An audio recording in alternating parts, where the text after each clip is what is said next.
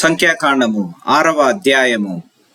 మరియు యెహోవా మోషేకు ఇలాగు సెలవిచ్చెను, నీవు ఇజ్రాయేలీలతో ఇట్లనము, పురుషుడే గాని స్త్రీయే గాని యెహోవాకు నాజీరగుటకు ఎవరైనను ముక్కుకొని తన్ను తాను ప్రత్యేకించుకొనిన ఎడల వాడు ద్రాక్షరస మద్యములను మానవలెను. ద్రాక్షరసపు చిరకనైనను మద్యపు చిరకనైనను త్రాగవలదు. ఏ ద్రాక్షరసమునైనను త్రాగవలదు. పచ్చివి గాని ఎండినవి గాని ద్రాక్ష పండ్లను తినవలదు. అతడు ప్రత్యేకముగా నుండు దినములన్నీయు పచ్చి కాయలే గాని పైతోలే గాని ద్రాక్షవల్లిని పుట్టినదేదియు తినవలదు. అతడు నాజీరగుటకు మ్రొక్కుకొనిన దినములన్నింటిలో మంగలి కత్తి అతని తల మీద వేయవలదు. అతడు యెహోవాకు తన్ను తాను ప్రత్యేకించుకొనిన దినములు నెరవేరు వరకు అతడు ప్రతిష్ఠితుడై తన తల వెంట్రుకలను ఎదుగనీయవలెను.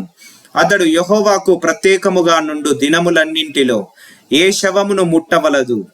తన దేవునికి మీద కట్టబడిన తల వెంట్రుకలు అతని తల మీద నుండును గనుక అతని తండ్రి గాని తల్లి గాని సహోదరుడు గాని సహోదరి గాని చనిపోయినను వారిని బట్టి అతడు తన్ను తాను అపవిత్రపరచుకొనవలదు.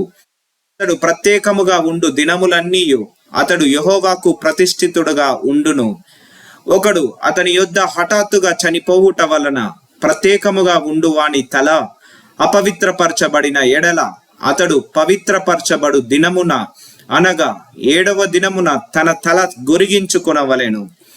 8వ దినమున అతడు 2 తెల్ల గువ్వలనైనను 2 పావురపు పిల్లలనైనను ప్రత్యక్షపు గుడారము యొక్క ద్వారమునొద్దనున్న యాజకుని యొద్దకు తేవలెను. అప్పుడు యాజకుడు ఒకదానితో పాప పరిహార్థ బలిని 2వ దానితో దహన బలిని అర్పించి వాడు శవము ముట్టుట వలన పాపి అయినందున వాని నిమిత్తము ప్రాయశ్చిత్తము చేసి ఆ దినమున వాని తలను పరపవలెను. మరియు తాను ప్రత్యేకముగా ఉండు దినములను మరల యెహోవాకు తన్ను ప్రత్యేకించుకొని అపరాధ పరిహార్థ బలిగా 1 ఏడాది గొర్రె పిల్లను తీసుకొని రావలెను. తన వ్రత సంబంధమైన తల వెంట్రుకలు అపవిత్రపరచబడెను గనుక మునుపటి దినములు వ్యర్థమైనవి. నాజీరు ప్రత్యేకముగా ఉండు దినములు నిండిన తరువాత వాని గూర్చిన విధి ఏదనగా ప్రత్యక్షపు గుడారము యొక్క ద్వారమునొద్దకు వానిని తీసుకొని రావలెను. అప్పుడతడు దహన బలిగాను నిర్దోషమైన 1 ఏడాది మగ గొర్రె పిల్లను పాప పరిహార్థ బలిగాను నిర్దోషమైన 1 ఏడాది ఆడు గొర్రె పిల్లను సమాధాన బలిగాను నిర్దోషమైన 1 పొట్టేలును గంపెడు పొంగని పిండి అనగా గోధుమ పిండి వంటలను నూనె కలిపిన గోధుమ పిండితో చేసిన భక్ష్యములను నూనె పూసిన పొంగని పూరీలను వాటి నైవేద్యమును పానార్పణములను అర్పణముగా యెహోవా యొద్దకు తేవలెను. అప్పుడు యాజకుడు యెహోవా సన్నిధికి వాటిని తెచ్చి అతని నిమిత్తము పాప పరిహార్థ బలిని దహన బలిని అర్పింపవలెను. యాజకుడు ఆ గంపెడు పొంగని భక్ష్యములతో ఆ పొట్టేలును యెహోవాకు సమాధాన బలిగా అర్పింపవలెను.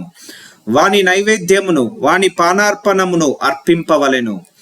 అప్పుడు ఆ నాజీరు ప్రత్యక్షపు గుడారము యొక్క ద్వారమునొద్ద తన వ్రత సంబంధమైన తన తల వెంట్రుకలు గొరిగించుకొని ఆ వ్రత సంబంధమైన తన తల వెంట్రుకలు తీసుకొని సమాధాన బలి ద్రవ్యము క్రిందనున్న అగ్నిలో వేయవలెను. మరియు యాజకుడు ఆ పొట్టేలు యొక్క వండిన జబ్బను ఆ గంపలో నుండి పొంగని యొక్క భక్ష్యమును పొంగని యొక్క పూరిని తీసుకొని నాజీరు తన వ్రత సంబంధమైన వెంట్రుకలు గొరిగించుకొనిన పిమ్మట అతని చేతుల మీద వాటిని ఉంచవలెను. తరువాత యాజకుడు యెహోవా సన్నిధి అల్లాడింపబడు అర్పణముగా వాటిని అల్లాడింపవలెను. అల్లాడింపబడు బొరతోను ప్రతిష్ఠితమైన జబ్బతోను అది యాజకునికి ప్రతిష్ఠితమగును. తరువాత ఆ నాజీరు ద్రాక్షారసము త్రాగవచ్చును.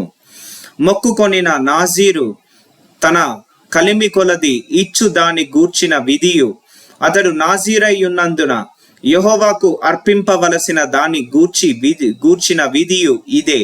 తాను మొక్కుకొనిన మ్రొక్కుబడి చొప్పున నాజీరును గూర్చిన విధిని బట్టి ఇది అంతయు చేయవలెనని చెప్పుము. యెహోవా మోషేకు ఇలాగు సెలవిచ్చెను, నీవు అహరోనుతోను అతని కుమారులతోను ఇలాగనుము, మీరు ఇజ్రాయేలీలను ఇలాగు దీవింపవలెను.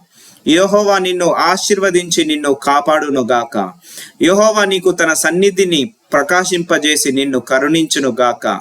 యెహోవా నీ మీద తన సన్నిధి కాంతి ఉదయింపజేసి నీకు సమాధానము కలగజేయునుగాక. అట్లు వారు ఇజ్రాయేలీల మీద నా నామమును ఉచ్చరించుట వలన నేను వారిని ఆశీర్వదించెదను.